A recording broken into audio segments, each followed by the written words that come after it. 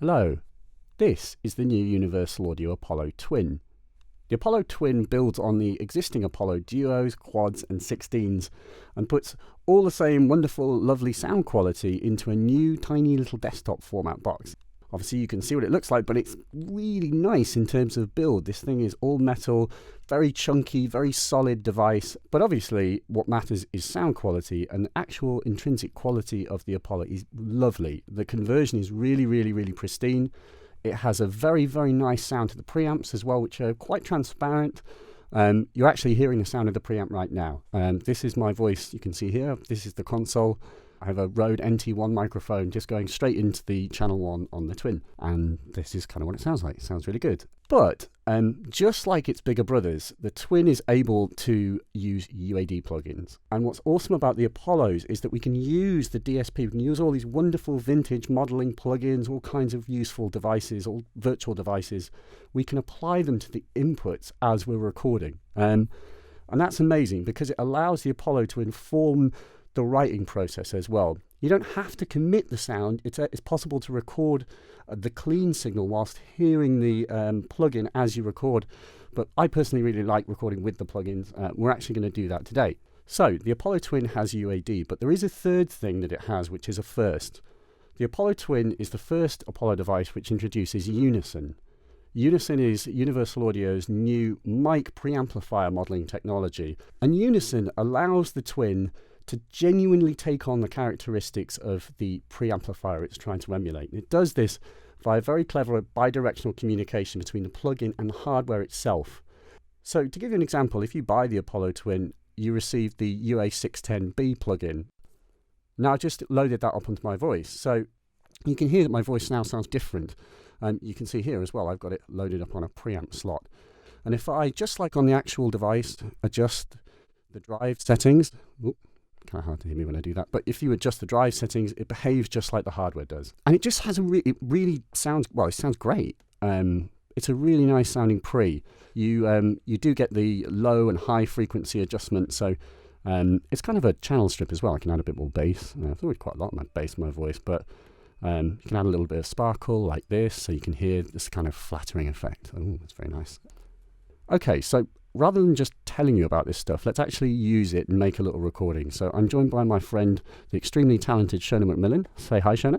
Hi. Hi.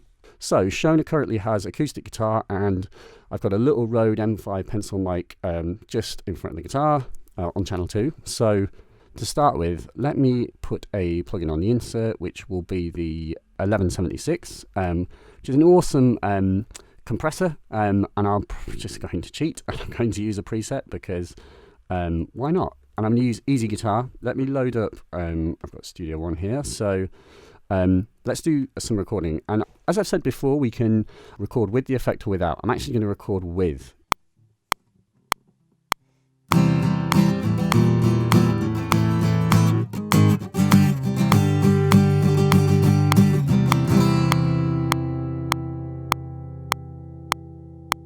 Awesome. Thank you. Okay, so we've got a nice acoustic guitar, and we've got Shona set up to do some vocals. She is still on channel 2. So Shona, can you give us a little bit of the piece, please? Yeah. Why do you let me stay here all by myself? And then let's try it with the 610. Why do you let me stay here all by myself? It's kind of smoother in a way. So let's use this. So we're going to give you a tiny little bit of a boost at the low end, and I'm going to do a little bit of a cut at 4.5K. You've got these 3 sort of detented sections, so you can choose up to 3 different frequencies. Cool. Yeah, can you go again, please? Why do you let me stay here all by myself? So it's got this kind of smooth sound. I would definitely like to add some compression. I'm going to use my fave, which is the LA2A, and it's just a wonderful compressor. So the LA2A, if you don't know, it uses this optical process, and it reacts to the actual input. So it kind of controls itself. So Shona, if you can sing again, please, and then I'll just get this set up. Why do you let me stay here all by myself. And then lastly, let's put a little bit of reverb, and it's got to be my favourite, which is the EMT 140 plate. So the plate, this is a plugin that you buy separately, but it's really lovely. It's just a gorgeous sounding plate. So a little bit of this, I think, will not hurt at all. So can you try it now?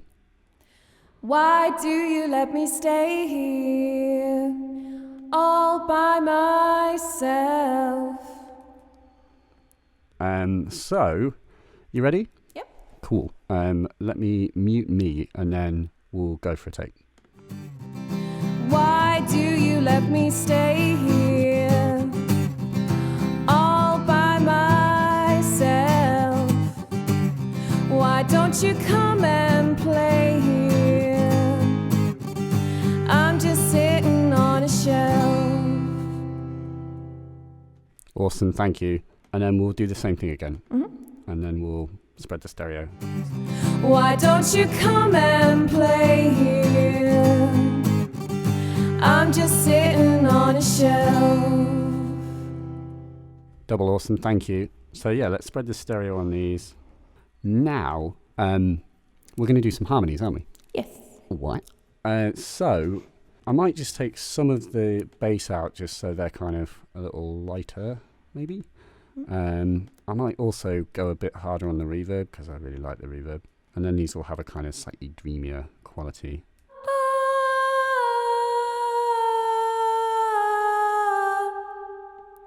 Cool.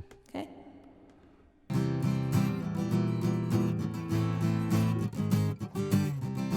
Why do you let me stay here all by myself? Why don't you come and play? I'm just sitting on a shelf. Awesome. Thank you. Now, let us add some guitar. Okay, so we're set up for guitar, and Shona is here with a guitar. Hello. On the front, we have a high Z input. This basically shares with channel 1. So I've moved myself over to channel 2. So let's hear just the dry sound of the guitar. Now, let's engage the 610.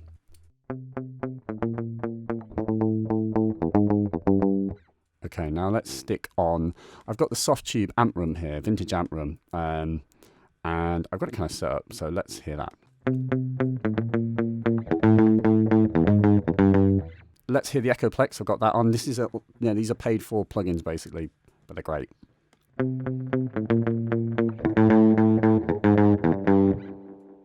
It's got lovely kind of old sound. And then just to tame it all, I put on the 1176 at the end, just with a preset. I'm just using presets. So yeah, so let's hear the sound. Cool.